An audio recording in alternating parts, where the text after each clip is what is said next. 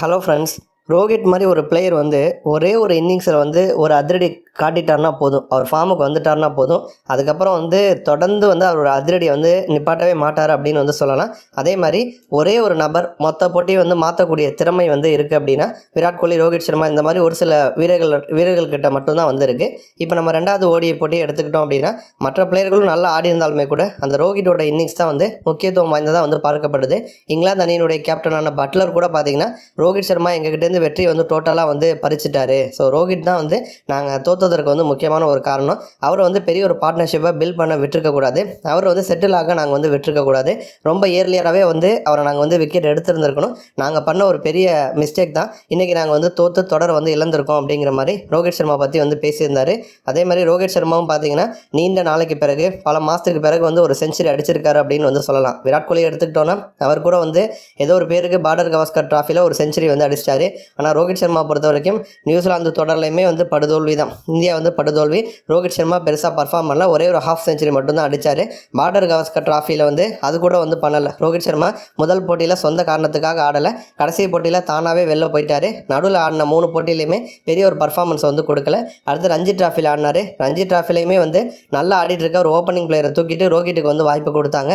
அந்த ஒரு வாய்ப்பையுமே வந்து ரோஹித் சர்மா வந்து சரியாக பயன்படுத்திக்கல அப்படின்னு வந்து சொல்லணும்.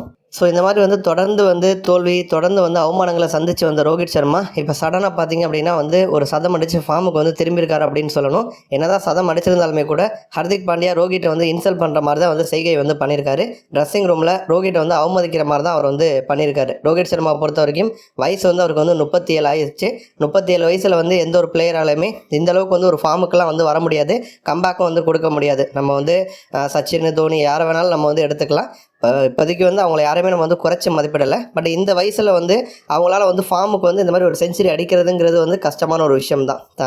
அது வந்து தலை தோனியாக இருந்தாலுமே ஐபிஎல்லில் வந்து கடைசி நேரத்தில் வந்து மேட்சை வந்து தோனி ஃபினிஷ் பண்ணி கொடுத்தாலுமே கூட தோனியோட கேரியர் அப்படிங்கிறது வந்து வேறு. அவர் வந்து அப்போலேருந்தே பார்த்தீங்கன்னா ஃபிட்டாக வந்திருப்பார். கோலி அளவுக்கு வந்து ஒரு உடம்பு பாடி மசில் இல்லை அப்படின்னாலுமே தோனி வந்து பயங்கர ஃபாஸ்ட்டாக ஓடுவார், ஃபிட்டாகவே தொடர்ந்து வந்து வச்சுப்பார். ஆனால் வந்து ரோஹித்தை பொறுத்த வரைக்கும் வந்து அவர் வந்து நல்லா வெயிட் போட்டுறாரு, அவரால் வந்து அதிகமாக வேகமாலாம் வந்து ஓட முடியாது.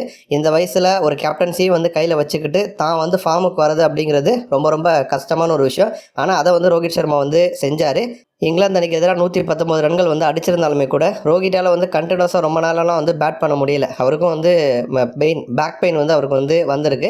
அதை வந்து ட்ரெஸ்ஸிங் ரூமில் அவர் வந்து அவுட் ஆகிட்டு போன பிறகு வந்து எல்லாருமே வந்து பார்த்தாங்க. ட்ரெஸ்ஸிங் ரூமில் போயிட்டு வந்து ஒரு சின்ன ஒரு வார்ம் அப் பண்ணுற மாதிரி வந்து குனிஞ்சு நிமிந்து அந்த பேக் பெயின் வந்து நமக்கு வந்து தெரிஞ்சிருக்கும். அந்த மாதிரி தான் ரோஹித் சர்மா வந்து இருந்திருப்பார். அப்போ வந்து விராட் கோலி, கௌதம் கம்பீர் போன்றவங்களாம் வந்து ரோஹித்துக்கு வந்து சப்போர்ட்டாக வந்து இருந்திருப்பாங்க.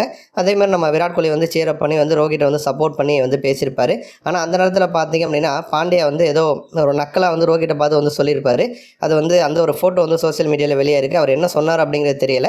பட் வந்து ரோஹித் சர்மா வரும்போது எல்லாருமே எந்திரிச்சு நின்று அவரை வந்து ஹக் பண்ணி ஒரு சந்தோஷத்தை வந்து வெளிப்படுத்தி எல்லாரும் அந்த மாதிரி பண்ணும்பொழுது ஹர்திக் பாண்டியா மட்டும் எந்திரிக்காமல் நக்கலாக வந்து உட்காந்துக்கிட்டு ரோஹித்தை பார்த்து ஏதோ வந்து சொல்லியிருக்காரு. ஸோ அதை வந்து ரோஹித் வந்து கண்டுக்கலை. அவர் பாட்டு கடந்து போனாலுமே கூட ஒரு கேப்டன், ஒரு சீனியர் வீரர், பாண்டியாவுக்கு வந்து வாய்ப்பு கொடுத்த ஒரு வீரர், அப்படிப்பட்ட ஒருத்தர் வந்து செஞ்சுரி அடிச்சுட்டு வரார் அப்படின்னா அதை பெருசாக சந்தோஷப்படலனா கூட அவரை இன்சல்ட் பண்ணாமல் இருந்திருக்கலாம். ஆனால் வந்து பாண்டியா வந்து ட்ரெஸ்ஸிங் ரூமில் ரோஹித்தை இன்சல்ட் பண்ண மாதிரி நடந்துக்கிட்டது இப்போ ரசிகர்களை பெரிதளவில் பார்த்தீங்கன்னா வந்து கோவப்படுத்தியிருக்கு. நன்றி.